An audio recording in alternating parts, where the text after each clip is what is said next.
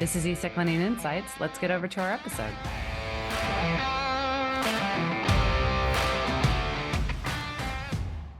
You know, it just hit me. I was listening to your last podcast on the bus on the way into work this morning. I didn't realize you're showing video now as well.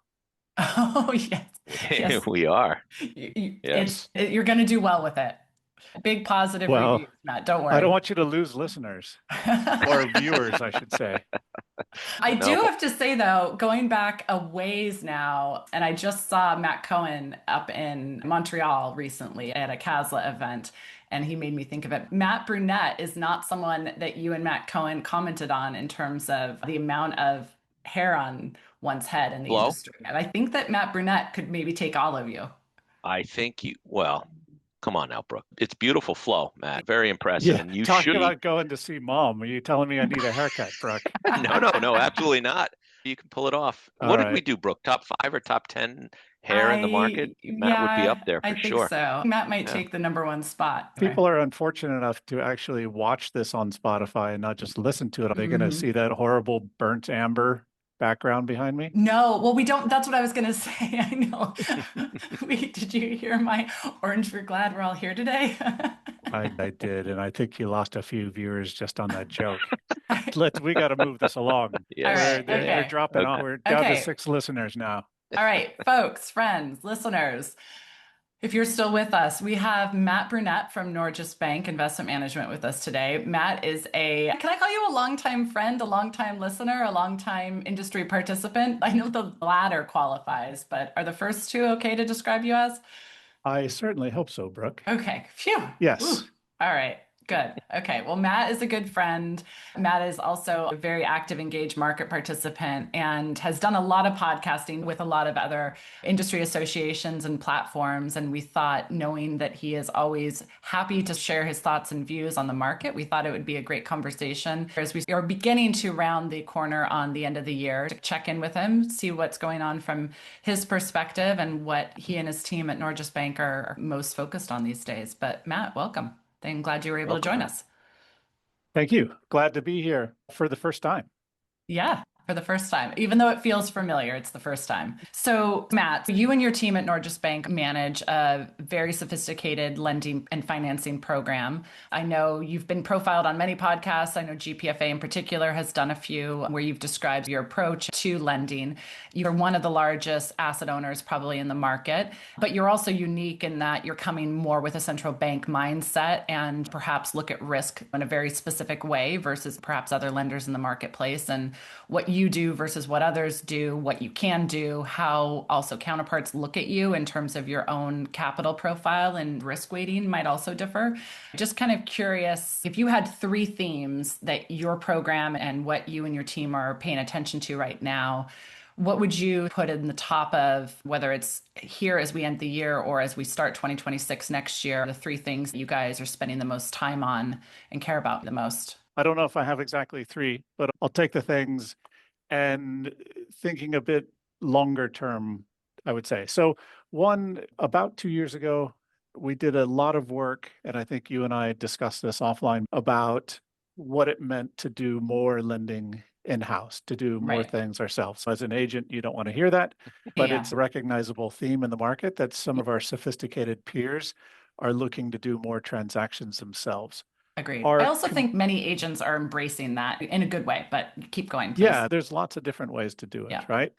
Our conclusion was we didn't think it made a lot of sense to replicate the entire infrastructure of securities lending that our agent had created in quite an effective way. So we think agents, banks, prime brokers are very good at a couple of things. One is creating networks, both relationship networks and operational networks. We didn't see a whole lot of value in just rebuilding what's already there, but we do see value in how we can better participate, communicate, and control that infrastructure.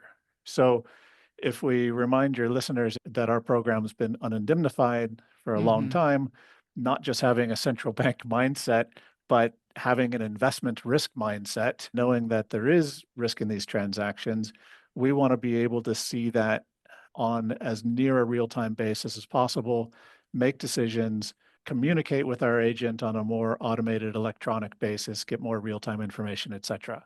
Moving from 30 years ago where you got something in the mail that showed your earnings and maybe gave you a balance sheet at the end of the day or at the end of the month, to overnight emailed Excel files to sort of FTP. We're kind of in the API world on how do we instruct our agent? How do we receive information?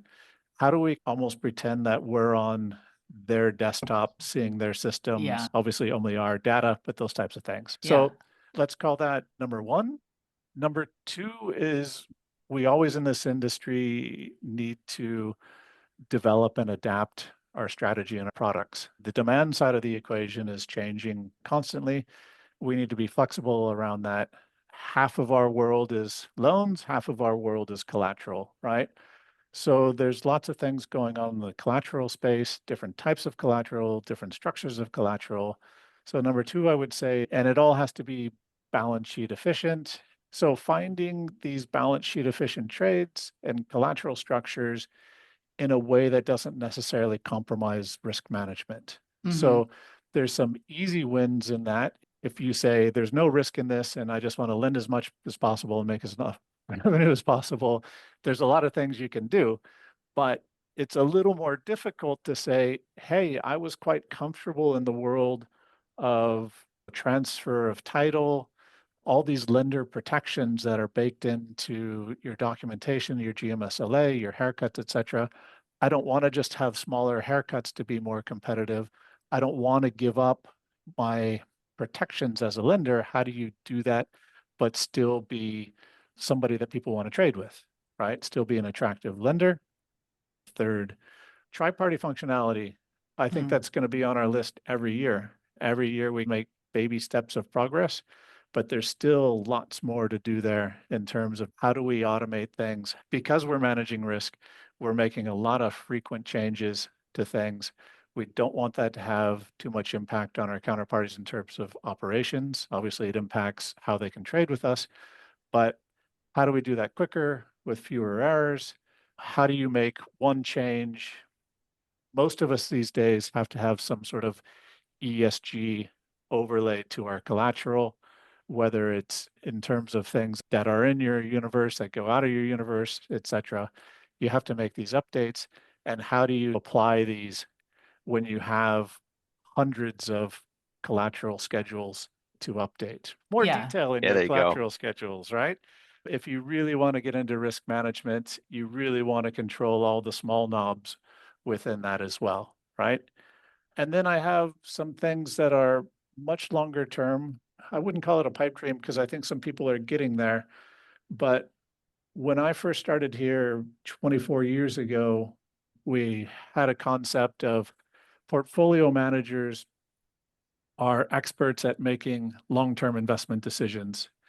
And I was hired on the equity trading desk, and the traders were meant to be experts at making really short-term implementation decisions. The PM says, I want to be exposed to this asset. And the trader says, I need to find the cheapest way of getting you exposure to that asset. I think there's a third thing that we've bandied around for many years, but never quite landed, is there's also an optimal way to finance that asset. Or how do you get that exposure? You can buy, let's say it's an equity, you can just do it the old-fashioned way. You can buy a cash equity, settles in your custody account, but you can also buy a derivative. You can buy a total return swap. You can buy an option. You can buy it through a PB relationship if they have different financing rates, et cetera. Talking to some of my peers, there are people that are getting to that point. In a perfect world, a PM would decide what they want exposure to. A financing or a treasury or a funding team will decide how you get that exposure and then just pay the PM performance. That's not a pipe dream. We'll start with 4. I'm taking notes, which is rare. I feel pretty good about myself. Wow. But we'll go backwards from here. So let's I think start that's with a that. sign of respect for Mr. Brunette, Jim, just to be clear. Absolutely. I'll take it.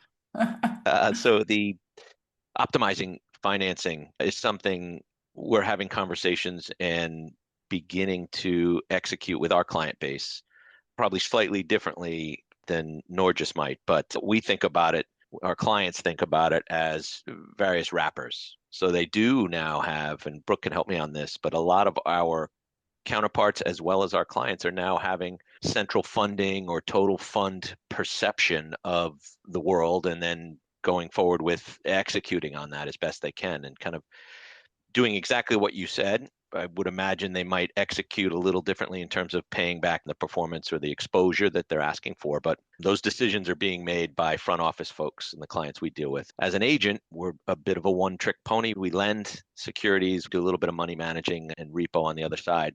We're not at the moment doing any swap or other derivatives, options, reverse conversions, that sort of thing is not what we're doing. But because of our structure and how eSec goes about the business, we're quite comfortable discussing with our clients what's best for them, what their plan's doing, and then we help facilitate any piece of it. So they can do swap and we can help fund some of that swap if that's the case, do that today. Hoping that offering for us in 2026 and beyond broadens and becomes more dynamic than it is today. I'm excited about the prospects of that, and I think the market's headed that way. So happy to hear you say that's something that is on your radar. Does that ultimately mean that you and your team are getting more integrated into your overall asset allocation and portfolio management strategy within Norges? And does that also require new and different skills within your team? Has it been natural? Has it happened because you had those skills and people are now looking at your team with that lens of these people can help find the most efficient way to gain that exposure? Or do you see the need growing in terms of where you guys are helping Norges execute? Yeah, so I described it as a pipe dream, but it's a bit more than that because I think if you had the right resources and focus, you could implement something. But there's a lot of operational work behind it. So I'm not overselling this, and that's why I described it the way I did. I think, well, one, I was trying to give some credit to some of my peers that I think are farther along that are probably doing it right. on this. So I think everybody can understand why that's a good idea and why it makes sense. But the practical implications of how you implement that, because the financing desk or the securities lending desk isn't typically calling the shots in terms of resource priorities. So we got to fight along with everybody else to get our ideas heard. But you have to have a mechanism of moving very large positions around to different places as things change. So there's one thing in sort of saying like, well, I think where a lot of lenders are now is I need cash. So I'm going to execute on TRS because that saves my cash and I can allocate it somewhere else. Yeah. But if you've already got your allocate, the next trade's going to be allocated there. You can move there over time. But if you're making that decision on an individual security basis, I think that's a lot more work, right? If you say, yeah, we had an inflow and I have $3 billion of S&P to buy, how do I buy that? Most of us can figure that out. But if you have a basket of 500 idiosyncratic stocks that you just need to buy, how do you find the best home for all of those? That's kind of the nut that we're trying to track. It's an idea you talk about on offsites. It's nothing that's even on the list of priorities right now. That's why I brought that up last. Yeah. But Jim picked on the last thing that I mentioned there. I want to pick on number 3 a little bit. Maybe we can work backwards because in the theme of tri-party and making tri-party more operationally efficient, effective, making it more dynamic and flexible to really hone in on collateral for risk or other exposures makes a lot of sense. That's a theme I've heard a lot across the market and across other clients that we support. I'm curious, and I know there are ways near-term and realistic goals versus your comment about what's a pipe dream and all of that. But what's your general opinion on where technology is today and where it's heading pretty rapidly in terms of the digitalization of finance? Do you think that there's opportunity to think about tri-party or think about collateral and collateralization in a very different way that can be supported differently such that you leapfrog the realistic constraints that exist today with tri-party collateral? You and I did a podcast with Mac McDermott in late spring last year, going at ISLA, where we talked about digital assets. And I'm a believer, or let's say Matt turned me into a believer during that podcast, that this is a good thing for the industry and something we should all be working on.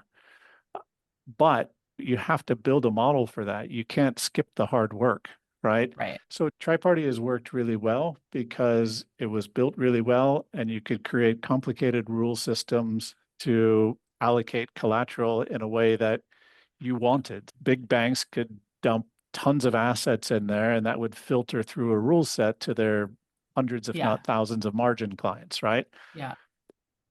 There's still things to be done there, I guess would be my argument. To make that model better, it probably needs more investment than it's gotten in the last 15 years. And if you go and strap something new and shiny on top of it, I don't know if it's going to work that well. So my argument would be invest in the raw infrastructure, bring it up to modern day standards of functionality and automation, and then put digital assets on top of that, because you can't, Okay. the answer is no, in my opinion. You can't just skip that whole step. Right. If you build it in the right way, it'll hopefully be scalable. If you build it in the wrong way, there's only going to be 3 people that can use it, right? Yeah. That last comment about this isn't specific to tri-party now, this is more just a generic comment, something that Jim and I talk about a lot, because there's so many different new technology solutions, whether they be trading platforms, whether they be connecting the pipes and allowing people to process trades more efficiently. There's so many different routes that the market is heading, which I think is great because it's giving new tools and new ways to be more efficient. But when you look at any of those with real use case, and then you sort of look to see who's going to actually be on the other side to make this scalable and efficient for your business. And so you don't have to implement 15 different things, but you can focus on a handful of these tools and products. I think that's one of the biggest frustrations out there right now, which is just you need somewhat of a congregation of your counterparts to be of like mind, where you're gaining those efficiencies by not having to implement every product out there. Yeah, I think one great thing that this industry can do is standardization, right? And we've done that in a really good way in the old world of securities lending. You have a standardized document, the GMSLA. Everybody understands the terms of that. Everybody understands the rules of engagement. You have some weaknesses when there's single points of execution. So outside of the documentation side, but more Yeah. on operating models and execution. What we're trying to achieve, you guys as agents, us as beneficial owners, primes servicing their hedge fund clients, is having a few people manage thousands of transactions.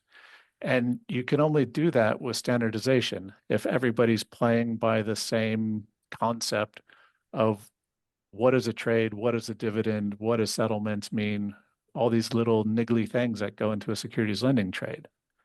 And you need that in tri-party, and you need that in digital assets. And people are working on that, right? So I think we get there, but no skipping the hard work. All As a right. practitioner and user of tri-party, I don't think much about reform or taking something that already works pretty well and making it better, adapt it to where the market is today. We just live with kind of lowest common denominator approach on some collateral sets, for example. So I'm glad you brought it up. Well, I mean, I can throw that back to you as well. Where are digital assets on your agenda? Where are they on eSec's list of priorities?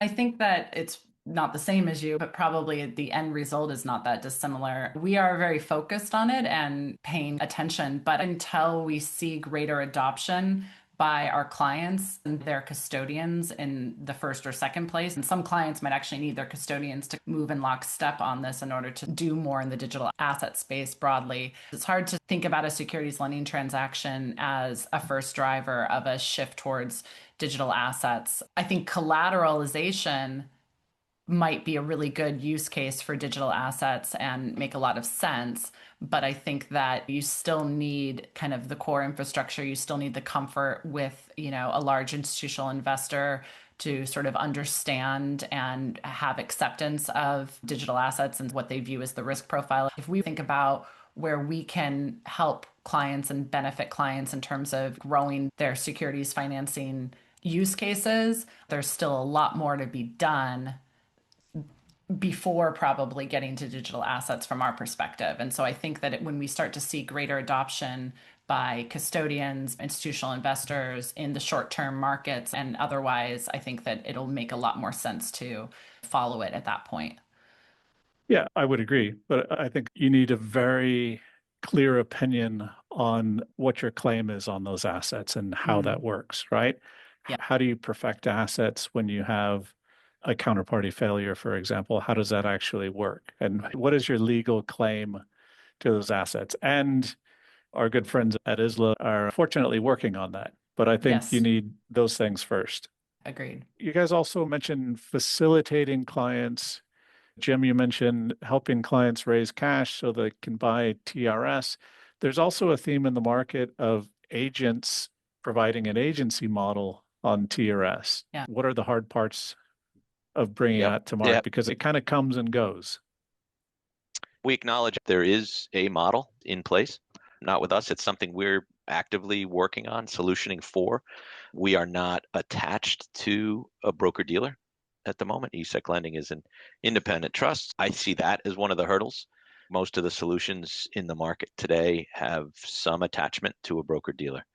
Similar to what you were describing earlier between doing basket TRS 500 versus 500 idiosyncratic securities, our client base will struggle with more hands-on TRS than they currently do. Meaning if we get involved, we need to take the burden of the operational piece of it from our client base, as opposed to pushing it back on them, because there's a reason, as you described, you know what to do with an S&P 500 replicating basket, but what do you do with 500 independent names? You're probably not doing 500 contracts, a swap. There's a role, we think, for eSec lending and for agent lenders in that space. It's a solution to a problem, not a solution without a problem. Most of that is not front-end execution, but rather back-end operational support. Brooke, agreed on that description of kind of how we're approaching? Yeah, no, I think that's all correct. And I would relate it back to your point number one, where you spoke, Matt, about doing more yourselves and how you go about doing that, right? And as securities financing continues to evolve, as the use of derivatives and swaps becomes part of that, and as institutions look at their total plan liquidity, treasury management in a holistic way, broad exposure management, and how do you use the treasury and financing desk to gain exposures. I think we're just going to continue to see a growth in the derivative space. And like Jim says, there's a lot that clients will want to do and control themselves, but then there will be a question of, are there functions to support that activity that would be helpful to have an operational partner to do and support? I think that's where the traditional agent lender community can play a role over time. And there's already some doing that. Others probably will follow suit to make it easier for institutional investors to do these different types of transactions and to be able to pivot fairly seamlessly based upon what is the most efficient way to gain that exposure and to not have the operations be the limiting factor. Matt, your first point was kind of directed lending, and your approach to controlling risk, additional revenue, bigger wallet is my way of summarizing your first theme. Does that run in contrast with the idea of agented TRS? Meaning, would Norges look at, if we had a solution, is there value there for you? Or would you rather control the risk and get the additional revenue yourselves, kind of on a front office? Or maybe we're saying the same thing, and that's our approach. Our approach is back office support for our clients in that space, allowing them to directed trade what they're already doing today in greater scale. But is that a solution, you think? The way we're thinking about it, is that the way to think about it? Or is this something that, are we going to build it and nobody will come? Yeah, I can speak for myself. You're going to have to get Brooke to talk to all your clients to get an accurate view of whether you can sell that or not. To be clear, you're right. So it's not necessarily directed lending, but how do I have more visibility and control of my program, but still allow my agent to do all the really hard operational work, right? And when it comes to TRS, so yes, we do all the TRS trading ourselves because we have to, because there wasn't an agency model in 2016 when we started that strategy. I am happy to pay for value-added services. So it's something that I would love to outsource, because we talked a bit about standardization before. In the TRS world, there is no standardization, right? Everybody makes up their own rules on it. It's pretty horrifying, actually. Strategically, it's a great product. Operationally, it's a nightmare. The simplest things that you take for granted, like how do you calculate interest? Everybody does it differently. How do you handle a reset? Everybody's got their own way. with small nuances. When you're trading across thousands of securities, those small nuances add up into real problems, right? So yeah, I would definitely consider agents that can create a product there. But for some reason, it is difficult. And that was my question. So agents have a power of attorney that's delegated to them. Securities lending is a sale transaction out of your custody account. You're transferring title to other owners. The stock loan contract backs that up. There's something to do with that, that how you execute that and then how you reflect that back in custody that needs to be built. And I've never worked at a custodian, but I would imagine there's a lot of work around their accounting systems to fit that in somehow that are all probably 35 years old, right? I don't know. There's a reason why they're struggling, and that's what I was trying to pick at. But I don't have the answer for that because I don't work at a custodian and I'm not an agent lender. Jim, you took notes. What was item number 2? Can you help me remember that one? Balance sheet efficient trades. Okay. Yeah. So we all want to make more money out of our stock loan or our financing programs, right? So lenders are coming up with ideas all the time. Most of it's some of it's just like, hey, can you take this collateral that I need to finance? Can you take my CLOs? Can you take my ETFs? Can you take my convertibles? But one of the things that is ever prevalent is how do you transact with me? How do you finance these positions, either my shorts or my longs, but have a smaller impact on my balance sheet? Most of the things that we've come up with as an industry has kind of chipped away at some of the fundamental protections of lenders, whether it's pledge, and pledge is fine, but it's incrementally riskier than transfer of title. You don't have ownership, you don't have those securities in your possession. You need to unwind them in a different way during a default, or you take different types of risks if you don't under bankruptcy law. You can take a smaller haircut. That's obvious what the implications of that are. You can run through a CCP, and then you're adding a different type of counterparty risk in there, et cetera. And the risk management is out of your control. That's what I'm saying is how do you do things? So TRS is one way, right? You can replicate a stock loan transaction with a derivative, but then everybody that's caught up in UMR has to post collateral in somewhere. So now you're giving collateral away rather than receiving it. It's looking a bit deeper into some of these issues that we didn't quite have time for the first time around. We haven't adopted pledge because we haven't had to. We're a AAA central bank risk and we've lived with that luxury. But it's something we need to start assessing, but we need to understand it better, that what are we actually giving up and how do you price that transaction? It's not apples and apples, right? There is marginal differences in the risk that you're taking there. So it's just really digging deeper into the next layer and saying, if your listeners don't believe in risk and tail risk in securities lending, they can fast forward through this part.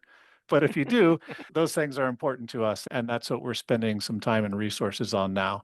The problem is that for our size, as you mentioned in the beginning, we have 2.1 trillion US dollars under management. Having title transfer wasn't such a problem when we were a quarter of the size, but even though we're a great credit risk, it still creates pockets of really high concentrated counterparty risk that even when people are faced with a AAA credit, the numbers look really big. Mm-hmm. So we still need to, like everybody else, find ways of packaging that in a more consumable way for our counterparties. Yeah. Does that make sense? It does. It It makes does perfect to sense. me, yeah. It's a slightly different approach than most of our client base in that you are a sovereign wealth coming from a position of already being probably the best capital hit to the borrowing community. We've spent a lot of time solutioning our clients for that, thinking about it in a different way.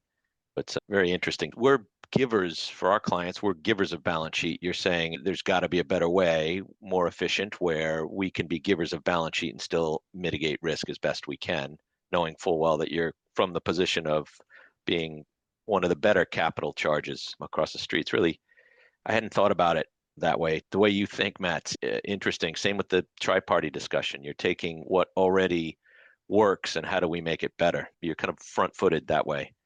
Appreciate hearing it. Yeah, it's also, if you are just a unrated fund and you're lending your securities and things are going pretty well for 25 years.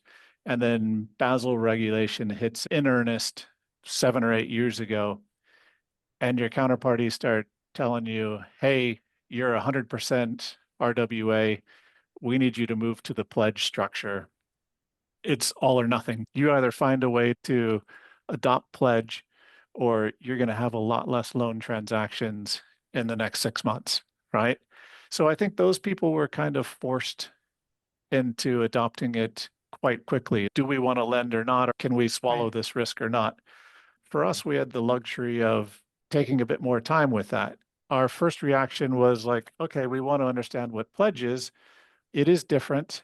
You do have to treat your loans and your collateral. You're buying and liquidating on different time frames. We can price in that risk. There are documentations that people put around it to say, well, you can treat it the old way, but you're taking some bankruptcy risk on that. Long story short, we thought we could price the risk. We tried to price the risk and nobody wanted to trade it because it was too expensive, right?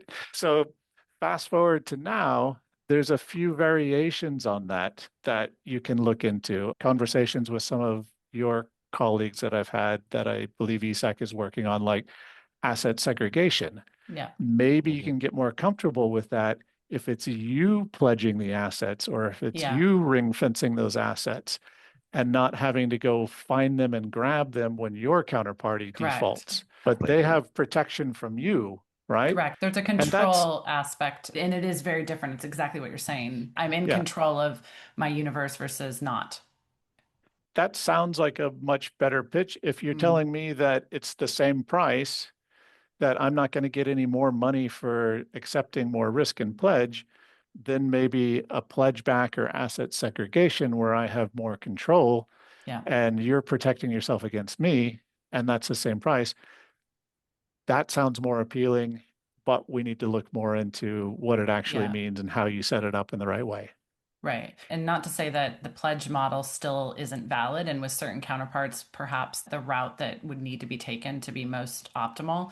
But generically, across our client base, we have felt that the asset segregation model is more palatable and easier to digest from a risk and control standpoint for clients. Therefore, I think it has broader application across the counterparty universe as well. So we're definitely live with that model with a number of clients and counterparts and continuing to roll it out. I'm curious what your reaction, Matt, is. Part of why we're focused on this and why our clients are focused on it is to be more competitive with someone like yourself in the market. I appreciate the size that Norges is, and ultimately the fundamental capital position you're in regardless is still superior and one of strength.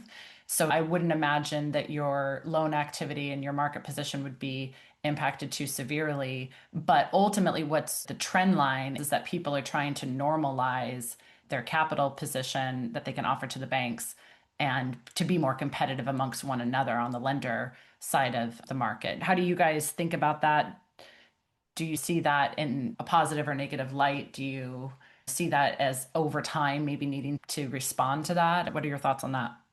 I don't see it in a positive or a negative. It just is what it is. The industry evolves and you have to evolve with it, or you're not going to make a premium wage or a premium revenue stream. In one way or another, our peers have caught up with us. They've closed the gap, and we need to find ways of making ourselves a more attractive lender.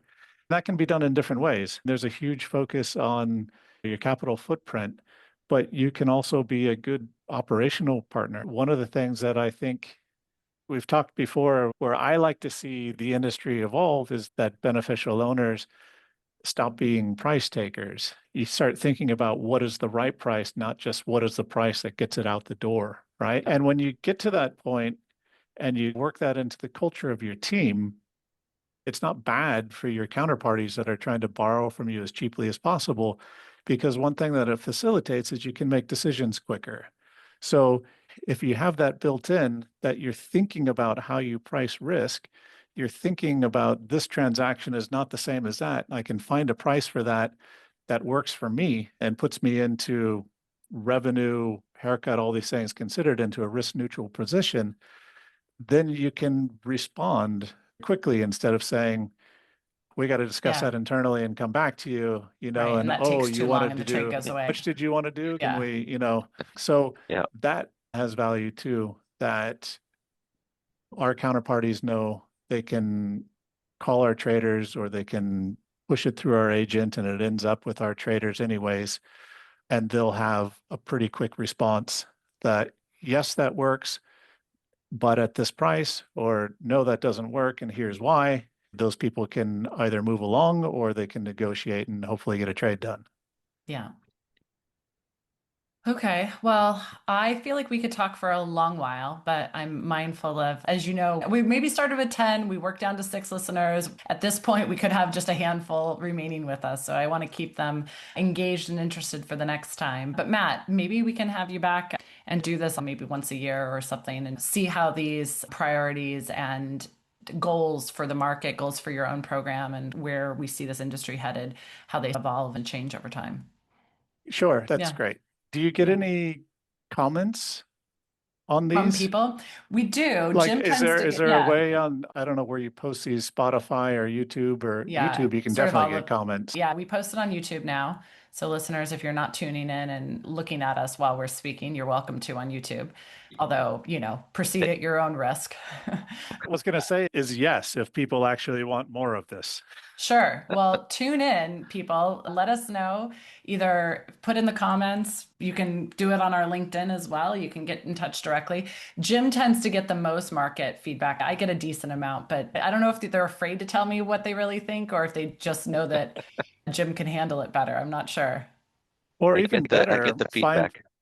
find someone that disagrees. Find someone that says, no, that's not the way to do it. Matt doesn't know what he's talking about. That would be fun. I'm sure I can find some of those out there. The question is, will they come on and have the same sort of open dialogue with us? If you're someone that has a different view and is interested to do that, we would absolutely welcome having you on, maybe alongside Matt as well. It'd be a fun conversation. I like it. Sounds good. Well, thanks for the opportunity, both. Yeah, definitely. Matt, thanks. And Matt, good luck. Listeners, we're in sort of mid to late November. Oslo has currently, what did we talk about at the beginning? 7 hours of daylight at the moment. And it's slipping away fast. And it's going to, what will be end of December? Will it reduce by another hour in total or less than that? It'll be about 6 hours. So the sun will come up no, even less than that. Probably closer to 5. The sun comes up just before 10 and sets at 3. It's rough, but you get it all back in spades during the summer. I had one more question for Jim before we close off. Your picture on LinkedIn, is that Happy Valley, the racetrack in Hong Kong? We do a broker appreciation night there every year. We're down in the region in October, and we love doing it. If you're ever in the region, mid-October, we'll have to get you there. It's the best take on a Wednesday night in Hong Kong for sure. Yeah, I've been there before. It's a lot of fun. I like horse racing because my grandparents were in the horse racing business for a long time. And I'm really interested in the statistics of gambling and horse races, but that's maybe another podcast. Well, that might be interesting than this podcast. I like it. The weird thing that goes on in parimutuel betting at racetracks, but we'll take that another time. But wouldn't that be most sports? Is horse racing different and like that comment around sort of the psychology of it, or no? The very short version is there's 8 or 9 races in a day or an evening at the racetrack. On-track betting is a parimutuel where everybody throws their money in on a horse. The house takes 10% off the top, and then it distributes the rest of the money amongst how many people bet each horse, and that's how you come up with odds. So when the house takes their slice, by definition, most people lose. So by the 7th race, let's say there's 8 races, most people are down for the day. And human psychology just says, I would love to leave today even. So in the last 2 races, everybody's trying to get their money back. And the only way to get your money back when you've lost the first 6 races is you start betting the bad horses. So the bad horses get bad odds and the good horses get better odds. The later in the day you get, people are trying to win their money back. The moral of the story is if the house is still taking 10%, but if you want to really bet horses and you have no inside information, then you should hold out. You bet $2 until the 7th or 8th race, enjoy the day, and then you go crazy the last 2 races of the day. You bet the favorites have better odds. You bet the good horses. Yeah. It's like you were watching me at Happy Valley this year. It's I was exactly gonna what happened say, to me. but I hold lost on, the first 7. I have since looked on LinkedIn to see what your profile photo is, which hopefully everyone else does as well, Jim. This was not this year or recent, correct? 2 years ago. Oh, okay. Huh. Why? What do you mean? I don't know. It just doesn't look We're going that to much unpack like that you. later. Okay. It looks cool though. It looks like it's right in the center of the city. It is, yeah. Okay. Yeah.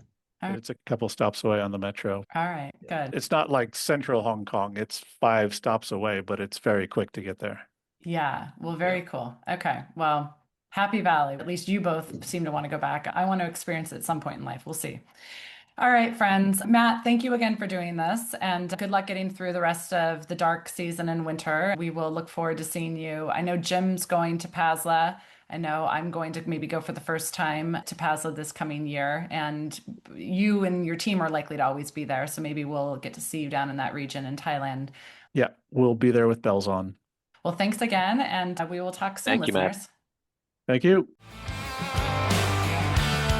Thanks for listening. And now for our disclaimer. This material is for your private information and does not constitute legal, tax, or investment advice. There is no representation or warranty as to the current accuracy of, nor liability for, decisions based on such information.